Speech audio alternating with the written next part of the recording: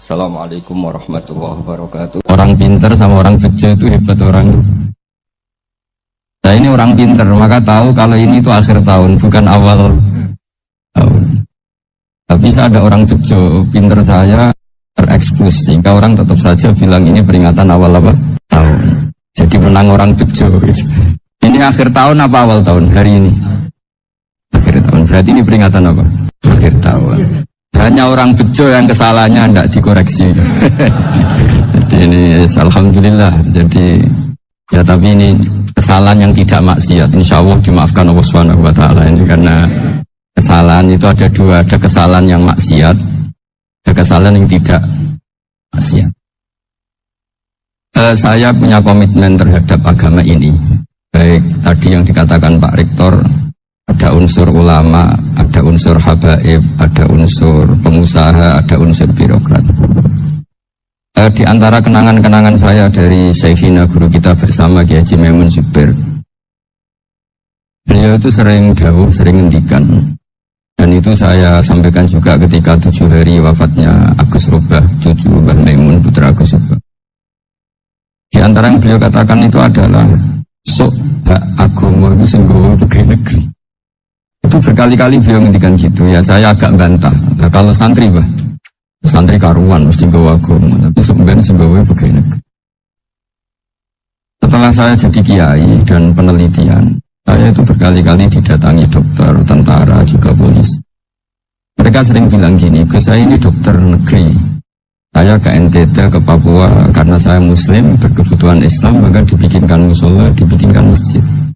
Kalau kiai tidak bisa, bikin sendiri urunan mau narik siapa, mau narik tarikan di jalan yang mau nyumbang siapa. Tapi kalau kebutuhan negara karena tugas negara, ya difasilitasi negara dan tidak dianggap misionaris karena negara.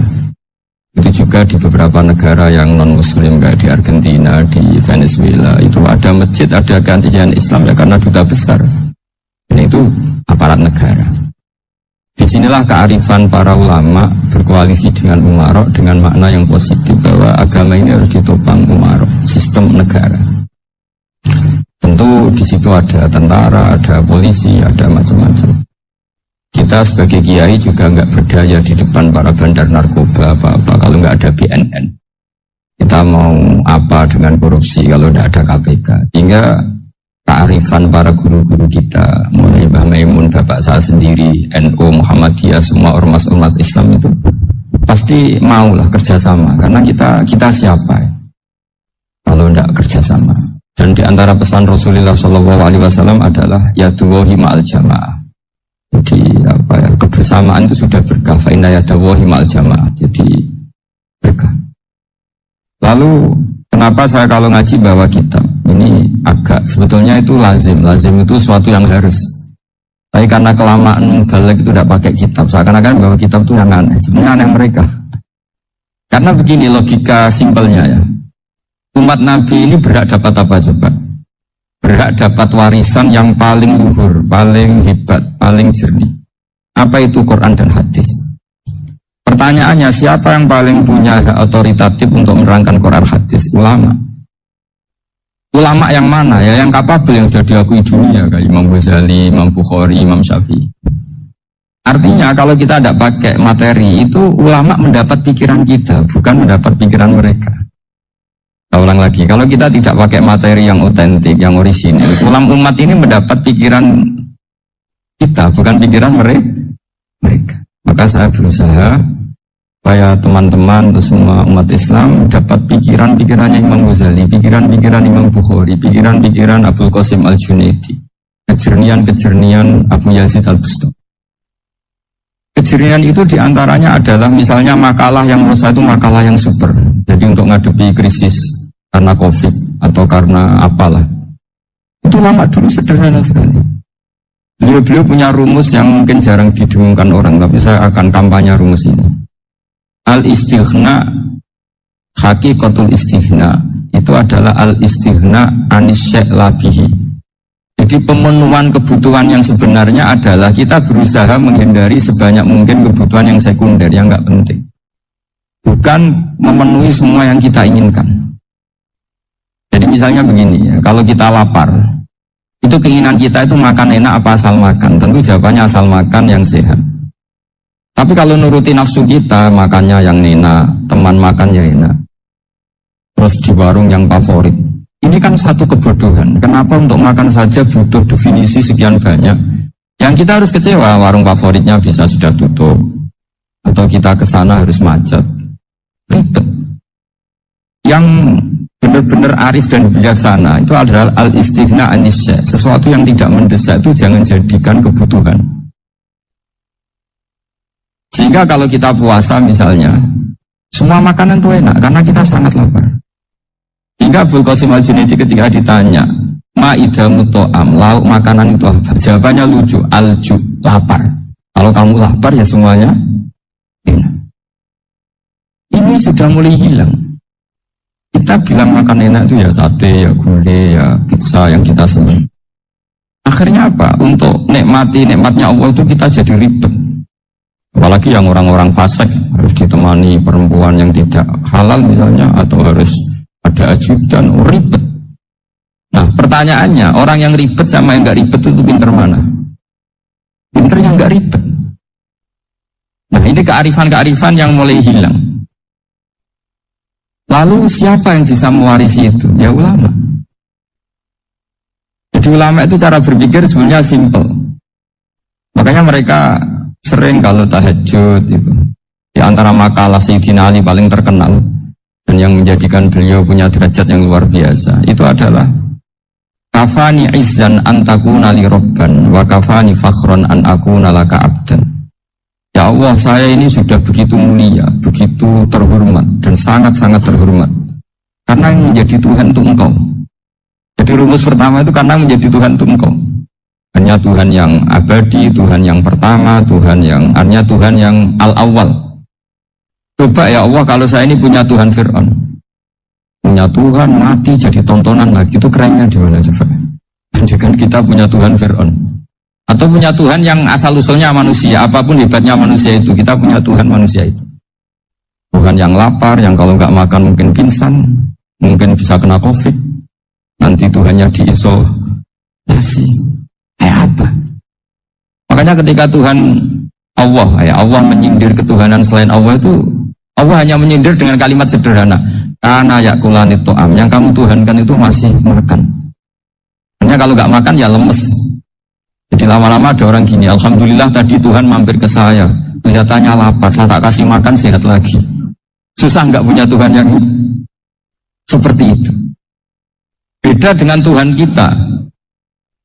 Tuhan yang nggak butuh makan, nggak butuh minum, al-qayyum, zat yang berdiri sendiri tanpa butuh yang lain. Al-awwal, sebelum ada langit bumi sudah ada Tuhan kita yaitu Allah. Bandingkan dengan Tuhan-Tuhan yang dipertuhan yang lain, yang adanya setelah bumi, misalnya Fir'aun dan sebagainya. Hingga Sayyidina Ali pertama jadi kebanggaan apa? Kafani izzan antakuna li robban. Saya ini keren betul, karena punya Tuhan yaitu Engkau. Tuhan yang lahul asma'ul husna, Tuhan yang semuanya punya kebaikan, punya keabadian, punya keagungan. Terus wa kafani fakhron an akuna laka abdan, dan saya bangga sekali karena saya menjadi hambamu. Kalau saya jadi hambanya Pak Rektor ribet kan, sudah tak hormati ternyata nanti tidak rektor, ya kan ribet kan. Terus pokoknya ribet, jadi budaknya manusia itu ribet. Makanya ada seorang wali datang ke temannya yang jadi presiden atau jadi raja. Datang ke situ karena tidak punya uang, mau minta uang karena temannya raja. Setelah sampai sana ternyata temannya ini karena orang soleh pas berdoa, ya Allah saya minta ini, minta ini, minta ini. Terus si wali tadi pulang. Tanya, kenapa kamu pulang? Ternyata dia sama, masih minta-minta kayak saya. Jadi sederhana aja. Sama-sama minta kamu, minta zat yang kamu mintain katanya. Jadi dulu itu orang itu sebegitu dekat dengan Allah. Sehingga si raja ini terus ketemu wali tadi tanya, kenapa kamu menyepelekan saya, padahal sekarang saya raja. Ditanya sama wali tadi, karena temannya, kalau kamu di padang pasir tidak bisa minum, dan harus minum 1 gelas, dengan ongkos kamu harus mengasihkan semua kerajaan kamu demi minuman itu. Pilih mana, minuman apa tetap jadi raja? Ya saya milih bisa minum. Saya tidak raja tetap hidup, tapi kalau nggak minum mati. Bagaimana Anda bangga dengan satu kerajaan sing la yusawi tak samain, yang tidak sama dengan segelas air. Jadi artinya terus mereka melihat jadi raja itu ya biasa, jadi presiden biasa, jadi rektor biasa. Karena mereka biasa berlogika hakikatul izzah itu ya taqarrub ila Allah, yang benar-benar terhormat itu ya dekat dengan Allah. Begitu seterusnya mereka bikin paradok-paradok yang aneh, tapi itu menjadi pelajaran. Bapak saya, Ki Nur Salim itu senang baca anekdot Nasiruddin Koja. Itu kalau bikin orang-orang aneh, itu dia datang ke satu pesta, pakai baju lusuh, pakai sarung lusuh atau celana lusuh. Sama Sohibul Bed yang punya acara dibiarin. Dan dibiarin dia pulang pakai jas, pakai dasi, pokoknya keren. Dihormatin, pakai alpat, pokoknya dihormatin, silakan. Pas dia disuruh minum, minumannya itu disokkan saja ke sakunya. Jas, kamu harus minum yang baru, karena kamu yang dihormati, bukan saya. Terus makanannya semuanya diletakkan di saku, ada ngapa, ayo kamu makan yang banyak. Alpatnya juga itu dikasih sate, ayo kamu makan yang baru. Mereka tidak melihat saya, melihat kamu. Akhirnya orang satu pesta itu istighfar semua, berarti kita ini salah. Terus dia pidato, kenapa kamu uang gitu? Tadi saya datang, orangnya sama. Gara-gara beda pakaian, penghormatannya beda. Berarti yang berhak dapat makanan ini jasa ya, bukan saya. Betapa naifnya kita sebagai orang. Ternyata kita masih hormat sesuatu yang seperti itu, yang atribut lah. Jadi orang-orang sufi itu orang yang bisa menertawakan dunia. Akhirnya ya, pertama dia dianggap orang gila, masa jas dikasih makan, dikasih minum. Tapi secara fikih dia benar, haram dia makan. Karena pas dia datang dibiarin, setelah pakai jas dikasih makan. Berarti hakikat yang dapat rezeki siapa? Jasnya apa orangnya? Jasnya apa orangnya? Jasnya. Jadi itu orang-orang sufi, kearifan orang-orang dulu itu bisa ngelola hal-hal yang keseharian menjadi luar biasa. Ada seorang wali melihat istrinya makan satu piring, anaknya makan satu piring. Ditanya, kalian kenyang? Wah, kenyang sekali. Melihat anaknya minum kopi satu cingkir, senang. Kalian senang-senang sekali. Wah, kalau senang dengan hal-hal yang murah bisa, ngapain harus senang dengan hal-hal yang mewah? Bodoh sekali saya. Tiga, terus mereka bisa qanaah. Qanaah itu ya hidup itu simpel, sederhana. Jadi tentu saya tidak akan ngomong yang muluk-muluk, selain itu tidak bidang saya juga. Tidak apa ya. Nah, ini butuh obat di kondisi COVID seperti ini. Butuh kesederhanaan, butuh apa ya. Istihna tadi, kita harus istihna billah anwairillah. Jadi sudah cukup bahwa Allah ini segalanya. Sehingga tadi saya dengarin himnenya Unisula, yang paling saya kagum adalah dimulai dengan kalimat-kalimat thayyibah. Di antara tugas suci Nabi Ibrahim dan semua Nabi adalah wa ja'alaha kalimatam baqiyatan fi aqibi. Nabi Ibrahim itu Nabi yang diberi gelar Allah. Dia adalah Nabi yang menjadikan kalimat tauhid itu kalimat yang abadi. Fi akibih, di anak turunnya, di semua generasinya, baik anak turun karena gen maupun karena pembinaan, karena pendidikan. Ini penting sekali saya utarakan karena apa? Satu kehidupan itu sebenarnya digerakkan oleh kata-kata, oleh mutu kalau orang bahasa modern. Hingga banyak ulama mengatakan al-ibarat kutun li'ailatil mustami'in, bahwa redaksi atau moto atau pegangan hidup itu penggerak kehidupan. Jika sebetulnya manusia itu digerakkan oleh kalimah-kalimah itu, oleh moto-moto itu, oleh prinsip-prinsip hidup itu. Misalnya orang Palestina itu tiap hari ke pasar, gitu. Mereka ke laut gitu. Ditanya kenapa tidak takut tembak Israel? Jawabannya lucu. Kena tembak ya mati, nggak makan ya mati. Nggak kerja ya mati, ya sudah sama-sama mati, ya mendingan aktivitas normal. Tapi saya tidak menyarankan itu untuk melawan COVID. Nah, ini cerita saja. Kamu jangan provokator, karena ini wilayah sensitif. Jadi banyak orang yang poligami, kalau ditanya alasannya gitu, istri satu ya cerewet, dua ya cerewet, mendingan 4. Ya banyak yang gitu. Tapi ada yang kebalikan, istri satu cerewet saja hampir jantungan, apalagi 4, tinggal matinya kan gitu. Itu semua yang menggerakkan itu kalimat. Kalimat itu satu pegangan. Banyak orang loh yang nggak ingin jadi rektor tuh banyak loh Pak Bejo. Jangan kira semua dosen ingin jadi rektor. Melihat rektor sibuk rapat mempertahankan reputasi Unisula terus sering pegang kepala. Ngapain repot-repot? Jadi tukang sapu aja dapat gaji, ngopi, rokokan selesai. Bodoh amat jadi rektor, mikir orang banyak. Banyak loh orang yang ingin jadi presiden tuh banyak. Karena ngopi nyaman, gak ada yang ganggu. Mau tidur sampai jam 9 siang juga gak ada yang ganggu. Sehingga mereka melihat pegawai negeri itu gak keren, orang kok diatur jam, disiplin. Itu memang cara Allah membagi rahmat. Mau kamu apakan coba? Cara syukurnya dia seperti itu. Bapak saya dulu tuh sering ngajarin saya, diajak jalan-jalan pagi-pagi. Lihat orang ngopi, makan uduk itu bapak senang. Enak jadi wong apa gitu.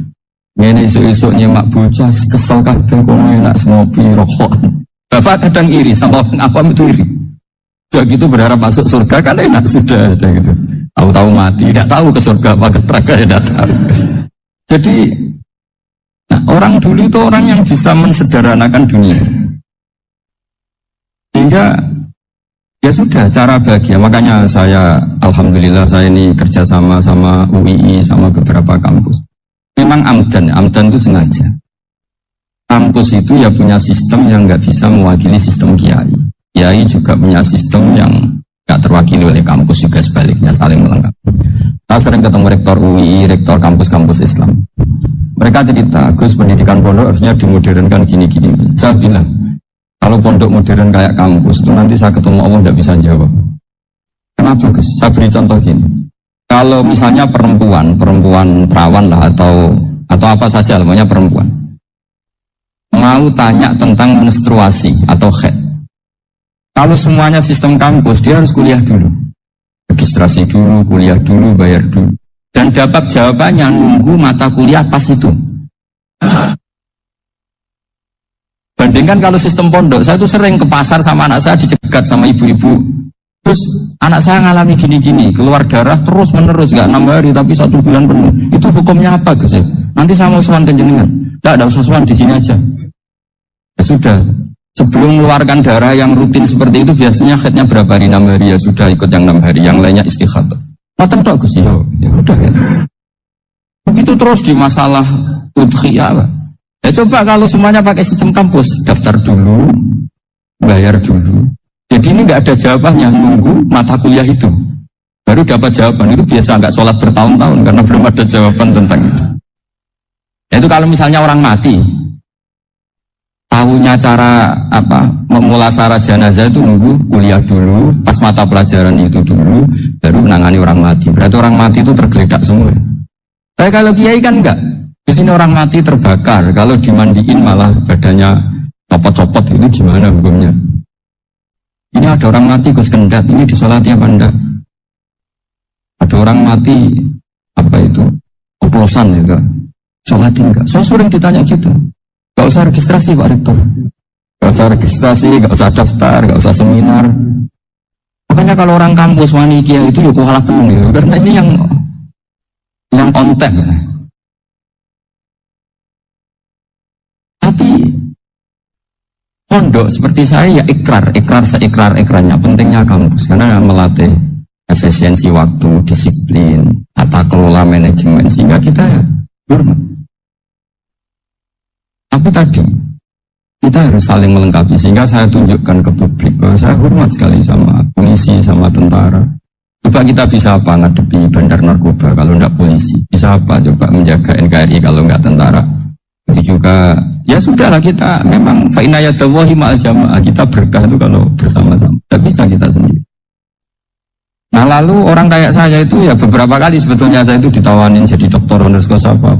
Perhatikan saya satu Pak Bejo, takut pas gak punya uang. Itu dokter gak di duit kan gak pantas gitu. Jadi repot gitu. Daripada beban lah sudah lah, gak usah dokter. Jadi kalau gak punya uang ya pantas, terus kalau ngebis ya pantas. Suatu saat kalau mati gak ada yang hadir ya pantas, enggak dokter gitu. Kalau sudah dokter kok masuk neraka, dokter kok masuk neraka kayaknya apalagi rektor kampus Islam kok masuk neraka itu kan kok kayak agak pas itu. Misalnya rektor Unisula ditanya mungkin nakir, nggak bisa kan kayak gimana gitu. Makanya harus sering ngaji saya supaya nggak malu di depan Munkar Nakir. Masa rektor ditanya Munkar Nakir nggak bisa. Harus berani bentak. Ini saya rektor loh Pak Munkar Nakir. Kalau wali-wali dulu berani. Masyhur di cerita wali-wali ditanya Marabbuka manabuka. Saya ini guru tauhid. Kok kamu tanya Marabbuka manabuka yang ngotok? Kamu tidak pernah ngaji enak aja tanya. Jadi wali-wali itu ya rileks ngaduin kan. Saya akan rileks wali di Bang Tarik baru saya yakin itu. Karena wali itu lebih dekat Allah. Jika orang dulu itu saya ulang lagi ya, ada satu kearifan namanya hidup itu apa? Hidup itu adalah cari sebanyak mungkin supaya hidup itu tidak tergantung pada banyak hal. Jika misalnya cara berpikir orang-orang modern, itu sebenarnya banyak orang-orang ilmuwannya nggak ngagumi Amerika. Bukan karena angkuh, enggak. Untuk mempertahankan kebesaran negara sebesar itu, kebutuhan listriknya besar, kebutuhan tentaranya besar, kebutuhan apa? Sementara negara kayak Venezuela atau Swiss, kebutuhannya, pertanyaannya, yang tergantung dengan banyak hal, sama yang tidak tergantung banyak hal, itu pinter mana? Kalau dibalik pertanyaannya gitu, negara-negara maju itu tidak keren kalau dibalik pertanyaannya. Orang yang untuk mempertahankan eksistensinya banyak, butuh banyak hal, dengan yang tidak butuh banyak hal, itu pinter mana? Orang yang bahagianya nunggu jadi dokter, nunggu jadi kiai besar, kiai viral, dengan orang yang bahagia cukup dengan ngopi, itu pinter mana? Tapi kalau dibalik pertanyaannya, orang yang tahunya nikmat hanya kopi, dengan nikmat yang banyak, pinter mana? Makanya Mbak Mun kalau guyon itu lucu. Aku ikut saake ambil wong desa sing mlebu swarga. Dulu gak mlebu swarga kok disakeni. Akhirnya beliau memberi penjelasan. Wong desa iku roe pakanan enak, iku mau kopi mbek uduk. Lah swarga iku mau nuruti sing dikarepno. Akhirnya wis mau mangan, wis ngopi, muduk, ngopi ora roh pakanan liyane ku ora roh. Nasi mandi yo ora roh, pizza yo ora roh apa-apa. Terus saya bilang, wah lah ini nak nganti selera tentang wanita cantik. Itu juga sederhana. Untuk pesek ya wis cantik, rontok ireng ya wis. Apa bidadarinya seperti itu? Karena saking gak pengalamannya. Jadi surga itu kan nuruti apa yang diinginkan. Kira-kira keinginan orang kampung kalau di surga itu apa coba? Makanan apa coba? Nah, nak senengnya ketemel gemblong gitu. Nah, artinya malaikat lebih suka nangani surganya orang-orang kampung timbang Pak Rektor. Ini sudah ribet ini. Makanan apa saja sudah dicoba ya. Kalau di mall tahu orang macam-macam, seleranya macam-macam pasti. Enak mana kalau sampai jadi malaikat pelayan surga? Suka melayani orang kampung apa yang orang kota? Orang kampung kan. Jadi ya itu guyon ya, guyon tapi itu menjadi pikiran kita bahwa orang yang banyak kebutuhan itu sebetulnya banyak kebodohannya karena menggantungkan kebahagiaannya dengan banyak. Makanya Imam Syafi'i ngendikan istighna itu apa? Al istighna anisya'i. Yang dikatakan kecukupan adalah berusaha sebanyak mungkin banyak hal tidak kamu butuhkan. Bukan memenuhi semua kebutuhan kamu karena nafsu kamu ini tidak ada batasnya gitu. Kalau kamu penuhin nggak akan selesai.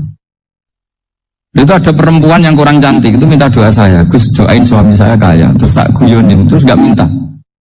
Kalau suami kamu kaya, yang pertama dirubah itu apa? Rumah supaya rumah saya bagus. Kedua apa? Mobil supaya mobil saya bagus. Nanti yang dievaluasi itu kamu.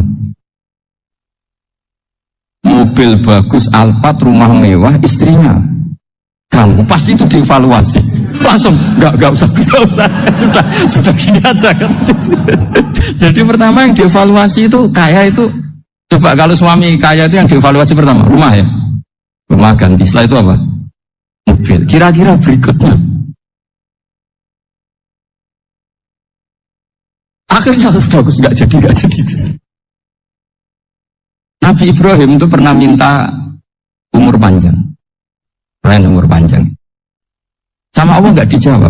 Datang orang tua itu bertamu ke Nabi Ibrahim, terus disuguhi dikasih kurma. Apa itu? Kok kurma apa? Anggur yang sudah matang sekali. Ya. Dimakan, tadi makan meler keluar lagi, dimakan lagi meler lagi. Terus Nabi Ibrahim masuk lagi ke kamar. Ya Allah, doanya tak cancel. Nanti kalau saya tua kayak itu. Jadi Allah itu gak jawab langsung tapi ngirimkan itu. Ya Allah gak jadi. Nanti takut itu. Saya pernah ngalami jadi kiai tadi, ada ibu-ibu ya kurang, ya gak pati cantik lah. Suaminya tuh miskin sekali. Minta doa saya supaya kaya, bareng tak kasih pertimbangan itu udah gak usah, gak jadi. Jadi itu kearifan. Tapi kearifan ini harus kita tanamkan. Saya nggak bisa bayangkan Indonesia yang besar ini, andai kan tidak ada qanaah, terima ing pantum. Coba sekarang ada COVID. Andai kan Indonesia itu kayak Perancis. Beberapa kali punya tamu orang yang hidup lama di Perancis, bahkan dapat istri orang Perancis. Dulu nggak begitu mencintai Indonesia. Terus setelah di Perancis 2 tahun, wah Indonesia hebat. Di Perancis itu kata dia kalau cerita, kebutuhan masyarakat itu dibebankan ke negara. Apa saja minta negara, apa saja soal negara. Sementara Indonesia, coba kalau Indonesia mengalami seperti ini kok tidak ada qanaah rimo ing pantum, bisa kios Indonesia. Orang miskin nyalahkan negara, kelaparan nyalahkan negara, apa saja. Ini barokahnya dididik kiai, cukuman nyalahno wong liya. Urip romo ing pantum, ya sampai gak ngerti kalau Covid. Banyak tuh orang-orang kampung, orang lugu-lugu. Bahan ini saking Covid, ya salam nih Covid, muka-muka umurnya panjang. Dikira Covid itu nama orang yang ahli sosial itu. Bahan ini dana saking Covid. Turun sampai no salamku, muka-muka umur panjang. Bingung kan yang nganterin ini. Ini gimana yang mau menjelaskan? Memang nggak paham. Tapi saya pastikan bahwa dengan keadaan seperti ini kita bahagia, kita stabil, itu jelas barokahnya kalimat tadi, moto tadi atau pegangan hidup tadi. Makanya disebut al-ibarat qutun li'ailatil mustami'in, bahwa redaksi atau kata-kata atau pegangan atau filosofi hidup, apalah namanya itu adalah penyemangat. Karena kata-kata ini memang luar biasa.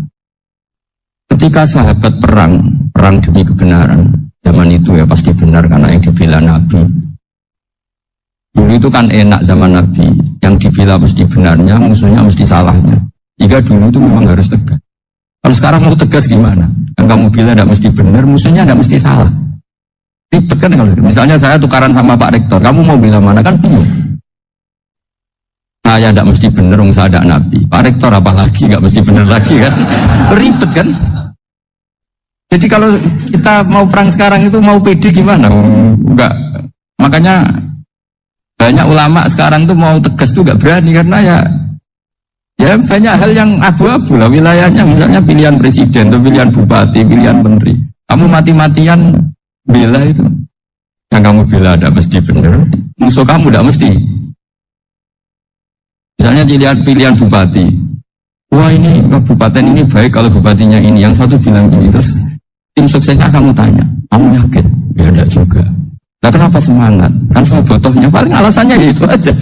Bukan yang lain. Beda dengan zaman Nabi. Nabinya mesti benar, Abu Jahalnya mesti salah. Kan enak aturan mainnya. Yes. Enggak cerita dalam perang itu banyak sahabat yang ngalami luka, ngalami apa. Kemudian curhat lah kena. Ya Nabi gara-gara derekkan jenengan, ngikuti jenengan, saya harus ngalami seperti ini, seperti ini. Kiranya orang itu diapresiasi sama Allah keluarnya. Ternyata sama Allah nggak diapresiasi. Malah diturunkan ayat intakunu ta'lamuna fa innahum ya'lamuna kama ta'lamu wa tarjuna minallah malah. Kalau kamu sakit karena perang, orang-orang kafir itu ya itu saja berani padahal demi kekafiran. Wa tarjuna minallah malah arjun, padahal kamu punya nilai lebih yaitu berharap kepada Allah yang mereka tidak punya. Nah jadi kiai itu ya kadang mangkel. Karena yang benci ya benci, yang seneng itu ngel-ngel loh kayak Pak Bejo. Jadi semuanya ribet. Nah iya, yang benci ya ganggu, yang seneng ya ganggu, tambah nemen. Ribet. Tapi kalau sudah ingat bandar narkoba, mereka berhadapan dengan polisi, kadang ditembak karena kesalahannya terlalu fatal. Antar persaingan mereka juga bisa tembak-tembakan karena merebut pasar narkoba. Itu saja mereka berani. Kok kita jadi kiai kadang dicium tangannya, dihormati gak berani, hanya takut apa ya, musibah-musibah kecil lah, atau problem-problem kecil. Nah iya, kalau kita bandingannya gitu.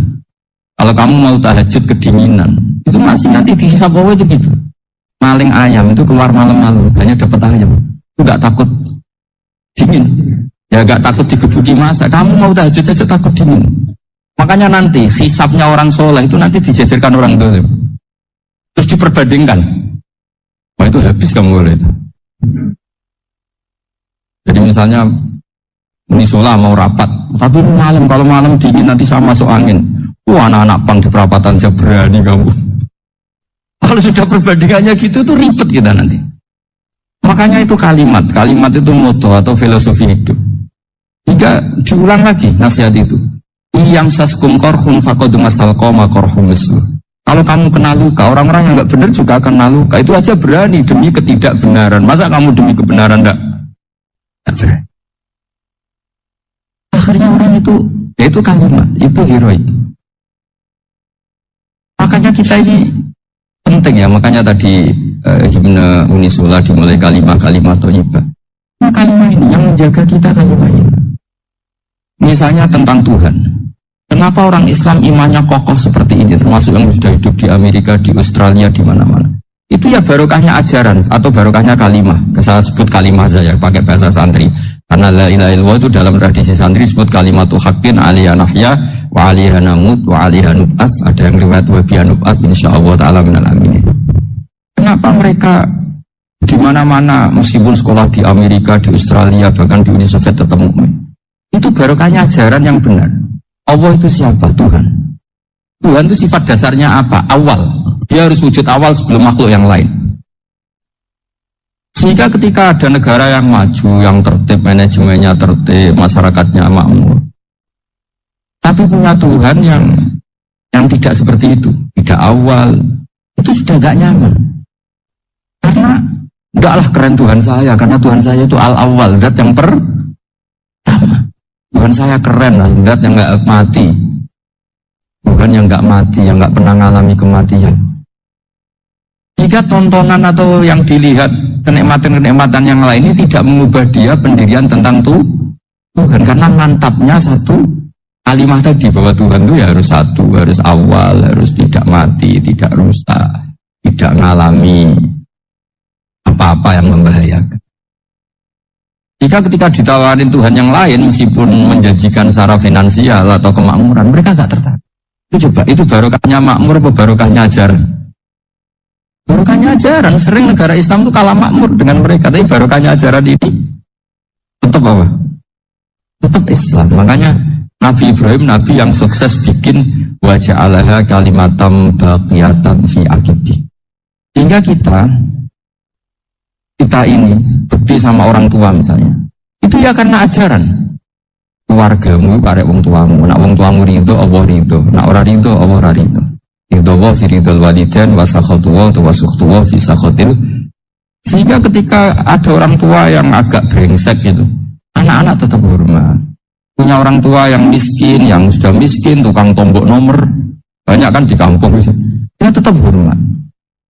Coba kalau dari awal kita ngajari orang tua kamu hormati ya, kalau baik, kalau enggak usah. Bisa geger Indonesia. Tapi barokahnya ajaran-ajaran itu Indonesia tertib karena ada ajaran. Ini di sini pesantren dan Unisula semua harus berkontribusi membuat ajaran yang benar itu adalah ciri utama Islam. Hingga Islam ini dimulai dengan ajaran kalimatu haqqin aliyah nahya wa aliyah namut. Hingga kita tenang seperti ini. Saya ini termasuk kiai yang tenang. Meskipun kata orang banyak saya ini kiai besar, tapi termasuk kiai yang paling tenang. Termasuk yang paling tenang. Karena saya ini pakai mazhab orang-orang hebat. Saya berkali-kali cerita, orang kayak Imam Syafi'i itu orang yang luar biasa. Saya berkali-kali cerita, orang yang tadi nyium tangan kamu ya Imam Syafi'i, di belakang tuh ngerasani kamu, menghujat kamu. Jawabannya enak saja. Berarti saya alhamdulillah orang yang wibawa. Buktinya di depan saya nggak berani.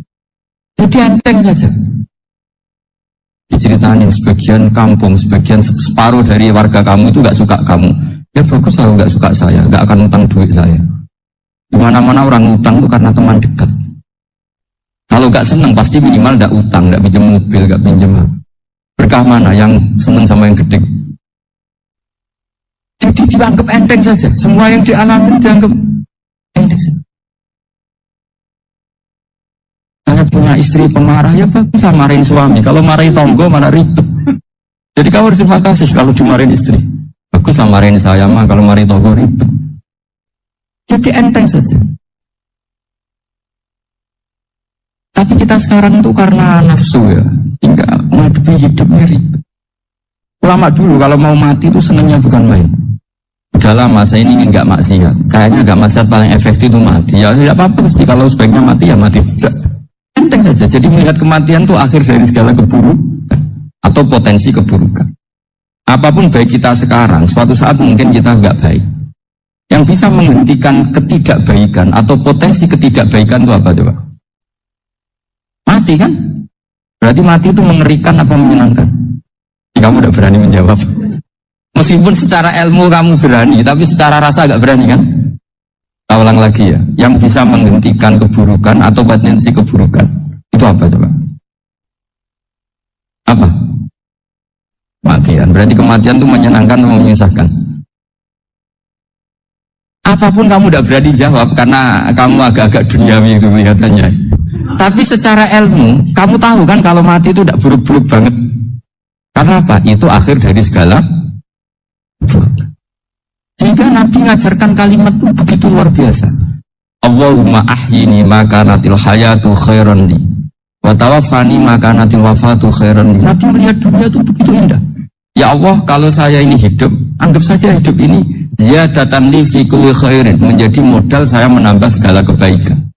Jika suatu saat saya mati, anggap mawon rohatan li min kulli syarrin, itu akhir dari segala keburukan saya. Hingga mati hidup ya baik karena di situ kita bisa berkontribusi beramal soleh. Mati juga baik karena mengakhiri segala keburukan. Nabi nanti menghentikan lagi, ajaban di amril mukmini inna amrahu kullahu khair. Orang mukmin itu mengagumkan, semuanya baik. In asobathu na'ma syakara fakana khairan lah. Kalau baru dapat nikmat, ya syukur, maka itu baik. Wa in asobatu dorro sobaro, kalau dapat masalah mereka sabar, itu juga baik. Jika orang mukmin dua sisinya pasti, itu juga kalimat, maksudnya moto atau pegangan hidup. Nah berikut ini saya beri contoh, ini kenangan saya, ini contoh terakhir. Masalah jadi orang terkenal maupun tidak. Di sini dicontohkan Imam Ghazali di halaman 367 di kitab saya 367. Jusnya 3 di kitab Ihya Ulumuddin. Di sini beliau cerita betapa untuk menjaga ikhlas sebaiknya orang itu tidak terkenal, tidak syuhroh, tidak terkenal. Oke, itu kita sepakat ya, karena kalau terkenal mungkin orang dipaksa publik dengan tanda kutip untuk selalu berbuat baik, tapi karena jaim lah, jaga image atau apa. Tapi ketika dibalik pertanyaannya, kamu rela yang terkenal itu orang nggak benar, sementara yang orang benar itu nggak terkenal. Lalu masyarakat taunya yang tidak benar. Kalau pertanyaannya dibalik gitu, orang baik wajib terkenal enggak? Kalau pertanyaannya dibalik seperti itu, dokter yang benar tidak terkenal, yang malpraktek terkenal. Kamu ingin kondisi seperti itu? Gak ingin kan? Kampus yang bagus nggak terkenal, kampus yang bagus nggak terkenal, yang nggak bagus. Nah, artinya apa? Gara-gara olah kata, olah pikiran, ini logika jadi rubah. Lagi-lagi apa? Jawaban itu ada di kata-kata sebetulnya.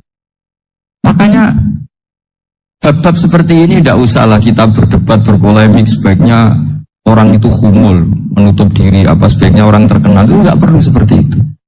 Udah terserah Tuhan saja. Makanya saya mulai dulu ngaji sampai sekarang itu ya tidak punya punya ikon tertentu atau punya website tertentu, enggak. Sudah terserah pengiran sudah. Saya juga tidak sok suci materialistik atau enggak, ya enggak mikir saya.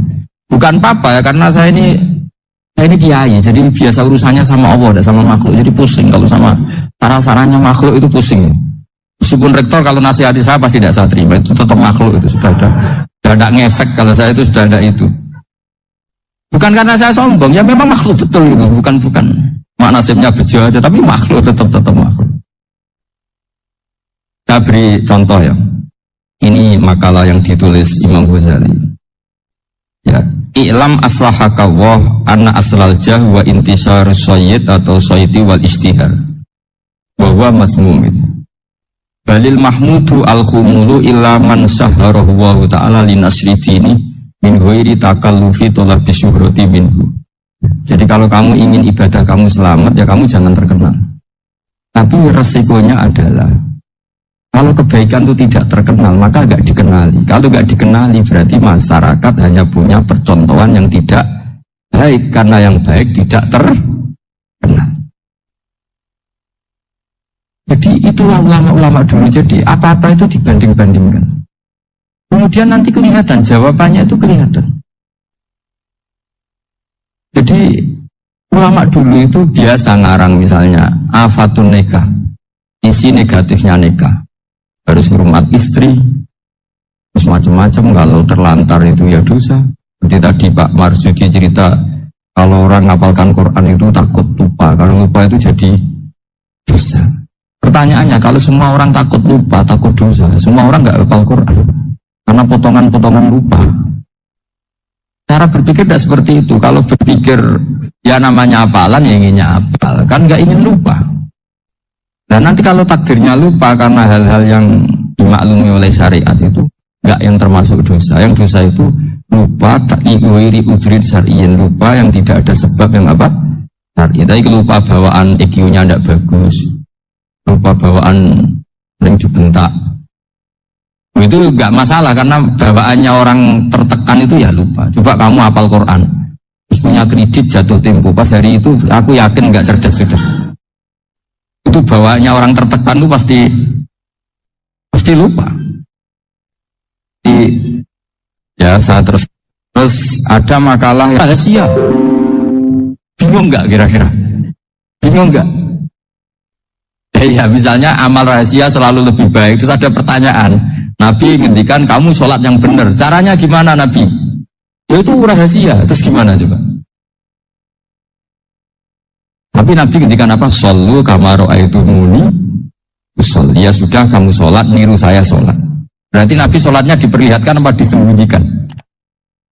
Diperlihatkan. Jadi begitu juga saya berkali-kali bilang, orang tahu kalau itu bidan ya berdasar tulisan itu bidan. Tahu kalau itu dokter gigi ya itu dokter gigi. Jangan sampai gara-gara tidak ada tulisan mau beli alat bangunan di dokter gigi, mau periksa gigi di toko bangunan. Gara-gara apa? Nggak ada maklumat. Sini ulama-ulama selalu memaklumatkan dirinya. Masuk Imam Ghazali ketika ngarang kitab dinamai Ihya Ulumuddin, bahwa kitab ini bisa menghidupkan ilmu-ilmu agama yang mulai hilang. Begitu seterusnya. Jadi ini ngaji ya, jadi orang itu harus ngerti, jadi jangan nuruti emosi sendiri atau logika sendiri. Bahwa saya suka umul, ya monggo, agama Islam menyediakan sarana itu. Uzlah itu ya punya sisi kebaikannya sendiri. Tapi syuhrah terkenal asal tidak nuruti nafsu juga punya sisi kebaikannya. Setidaknya umat ini punya satu master kebaikan yang mudah diakses. Tapi tadi saya ulang lagi, jangan karena hadun nafsi, jangan karena kepentingan pribadi. Makanya di sini disebutkan wa yadullu ala dzalika ay ala syuhrah anna Allah taala amarul anbiya bi dzaril amal lil iktida. Allah selalu memerintahkan para nabi kalau ngamal kebaikan ya harus dimunculkan supaya bisa ditiru. Yaitu tadi kita tidak bisa bayangkan kan kalau misalnya nabi menyuruh kamu harus sholat yang benar, kemudian sholatnya nabi sembunyi. Lalu tanya, Nabi saya niru siapa? Wah itu rahasia, kamu nggak boleh lihat sholat saya takut tidak ikhlas. Ribet kan? Jika jamaah itu statusnya tetap harus. Nah bedanya harus ini ulama berpendapat harus yang apa? Fardu kifayah. Tapi fardu itu maknanya harus. Tapi bukan berarti kalau nggak jamaah sholatnya nggak sah, nggak. Tetap tapi statusnya jamaah tetap apa? Nah barokahnya harus ini orang yang baru sholatnya langsung benar karena ada yang diikutin. Coba kalau mantan dukun baru sholat terus sholat sendiri, itu mesti mirip mantra. Karena dia tidak ada master percontohannya. Tapi barokahnya ada master, orang paling bodoh pun kalau sholat ya benar. Karena standar ada komandonya, ada imamnya. Hingga Imam Ahmad malah berpikir keras. Syarat sahnya sholat itu harus jamaah. Kalau pikirannya Imam Keras sekali beliau. Jika kalau orang sholat sendiri kok ada orang lain yang maunya berjamaah harus bayar, orang itu harus bayar demi sahnya sholat. Itu madzhabnya Imam Ahmad. Tapi kalau madzhab Syafi'i hanya mengatakan itu fardu kifayah, yang kalau satu komunitas nggak mau melakukan semuanya apa? Bisa. Ya jadi ini sebelum sesi ringan tanya jawab, hanya 2 saja tanyanya, nggak boleh banyak-banyak, nanti nggak pulang-pulang saya. Jadi tak baca lagi biar dapat berkah Imam Ghazali. Wa qala qaumun asirru afdalu minal alaniyati. Kata sebagian ulama al-alaniyah itu afdal minas sirri. Diperbandingkan baik yang mana amal dipertontonkan sama anda. Kata Imam Ghazali, kalau orang itu bisa jaga tidak riya, maka sebaiknya dipertontonkan karena kebaikan harus yang muncul, bukan yang tidak baik yang muncul. Makanya ketika Unisula memaklumatkan diri sebagai ingin jadi generasi khairah ummah, itu kalau diterjemah itu kan wow, khairah ummah terbaik. Itu kan kayak agak angkuh. Tapi nggak apa-apa, itu nggak apa-apa. Masa kita kampanye Unisula siap degradasi moral, kan ya lucu kan. Masa jualan gitu kan ya lucu. Ya sudah, kita memang ingin mengkhidmati ummah, berbakti dengan umat, membantu supaya jadi generasi khairah apa? Tidak apa-apa, dimaklumatkan supaya dengan itu umat punya sarana. Oh kalau ingin jadi khairah ummah, kuliah di sini. Jangan lalu enggak gitu. Ya sama, kita dokter, maklumatkan saja dokter gigi, dokter kandungan, dokter bedah. Hingga orang kalau mau bedah ya jangan ke dokter kandungan. Jadi barokahnya maklumat ya. Jadi saya mohon sekali ini, saya sendiri sebetulnya orang yang enggak siap terkenal sebenarnya, tapi ya sudah terserah Allah saja. Kalau itu cara Allah menyebar kebaikan di monggo, pokoknya kita tawakal saja sama Allah Subhanahu wa ta'ala. Saya kira demikian. Assalamualaikum warahmatullahi wabarakatuh.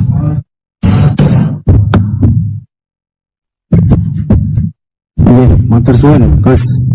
Alhamdulillah sesi tanya jawab. Gus, 2 anjing. Ini ada dari Yogi Banjarmasin, satu tipe dengan Ahmad Banyuwangi, satu tipe dengan Rizka Pekanbaru. Yang dari Banjarmasin itu, Gus mohon izin ngaji lewat jarak jauh, baik melalui YouTube maupun lewat medsos. Namun sanadnya bagaimana Gus? Sebab masa kini belum bisa ketemu langsung. Terus Rizka Pekanbaru ini trik mendidik akidah anak sejak dini pripun. Terus Ahmad Banyuwangi ini bagaimana kaum milenial, karena seperti bagus generasi X Z yang lahir tahun 2000-an, bagaimana membuat menarik belajar tasawuf bagi generasi anak-anak. Tapi setunggal tipe nih tasawuf. Bagaimana belajar tasawuf untuk generasi-generasi yang nom-nom nih. Terus satu itu tipe dengan mendidik anak. Kemudian yang nomor 2 mohon izin ngaji jarak jauh.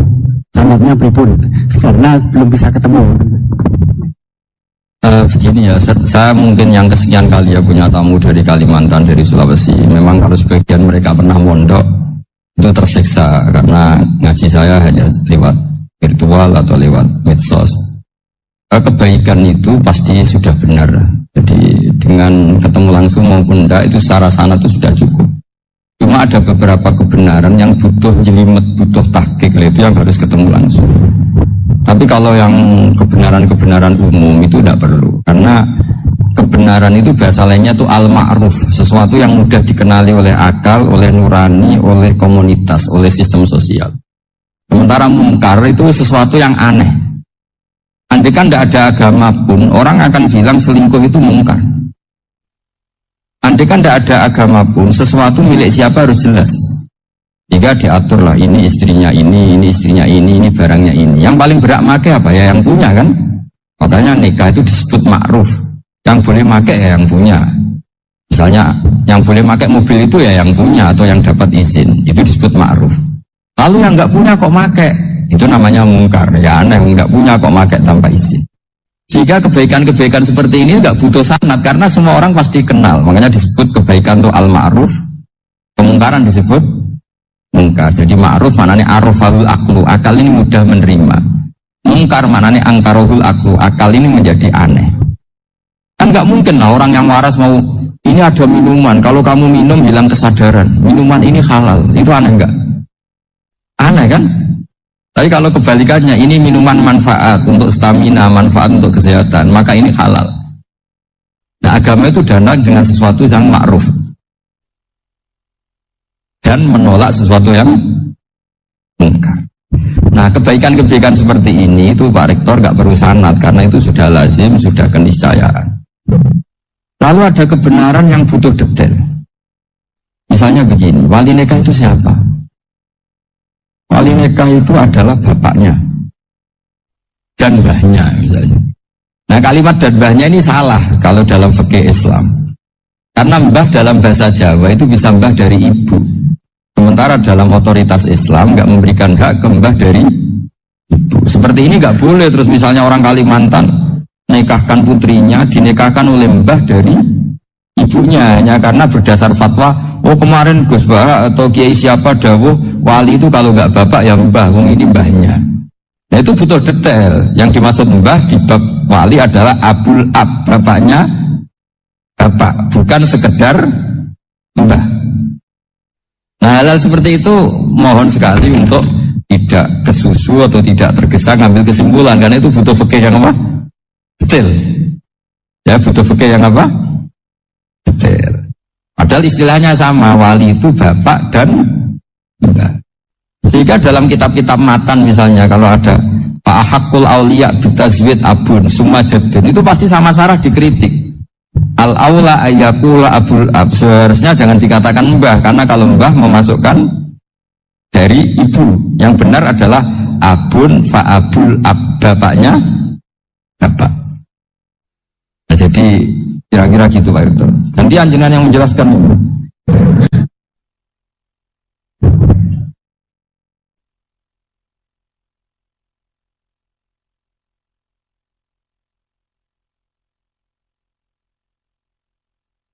Ya kayak tadi, tasawuf maupun tauhid maupun ilmu moral apapun itu mudah sekali dididik. Ciri utama agama ini itu ad-dinu yusrun, agama itu mudah. Mudah itu artinya ya nurani nerima ya gampang, akal ya gampang, komunitas ya nerima gampang. Kayak tadi penjelasan saya tentang Tuhan. Ada orang miskin dari Indonesia, misalnya kuliah di Amerika. Dia mulai kecil tahu yang seharusnya jadi Tuhan itu siapa. Ya yang menciptakan langit bumi, sebaiknya yang jadi Tuhan itu siapa? Ya yang wujudnya paling awal. Kemudian dikasih alternatif Tuhan yang wujudnya ada tanggalnya. Keren gak misalnya? Kan terus gak keren. Oh, Tuhan sama buminya kok dulu buminya, kayaknya kok enggak lah kayaknya. Artinya barokahnya logika yang sehat ini kan, ya setahu saya hampir jarang kan yang murtad masalah tauhid gitu. Kalau moral banyak yang agak nakal, tapi secara tauhid jarang yang murtad karena tanaman logika tauhid itu mantap. Mulai kecil kan diajarin wujud, kidam, baqo, mukhalafatul hawadisi, qiyamuhu bi nafsi. Sama, moral juga gitu. Dom jogeman misoi wong, kan ati misoi sakit enggak? Jangan pernah mencubit orang, dicubit itu sakit. Jadi orang diberi rasa. Gak enak loh disakitin orang, dijotosin orang, ya sudah jangan jotosin orang, gak enak. Sehingga ya, kalau kamu ingin sopan ya disopani harus sopan, kalau ingin dihormati harus menghormati orang lain. Sehingga itu tertanam. Makanya bangsa kita termasuk yang terbaik akhlaknya. Kalau musim haji itu dipuji-puji sama sekian negara karena tantangan lah kita nginjek orang sholat, melangkahi orang ruku, orang sujud. Kalau orang lain mungkin kan seenaknya. Iya. Karena mulai kecil itu dilatih tidak boleh melangkahi orang, tidak boleh. Jadi akhlak itu ya diajarkan mulai kecil plus logikanya. Logika itu ya apa saja lah, yang penting menjadi anak kecil itu paham. Dan itu mudah, saya ulang lagi mudah karena agama ini ad-dinu yusrun, agama ini mudah, jadi mudah dipahami. Nggak bisa kamu katakan misalnya tasawuf. Tasawuf itu ya gampang kayak tadi seperti Bapak kalau ngendikan. Makanan yang membuat enak itu karena menunya yang mewah kamu cocok atau karena kamu lapar.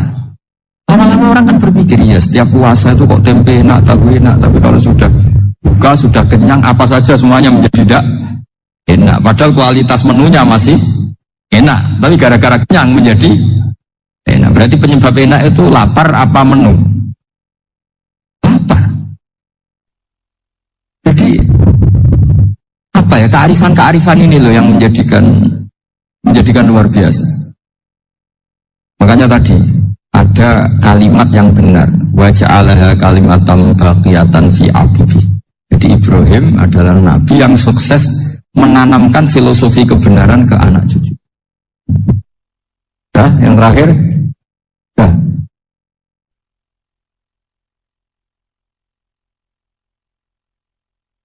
Maunya bergabung Nabi.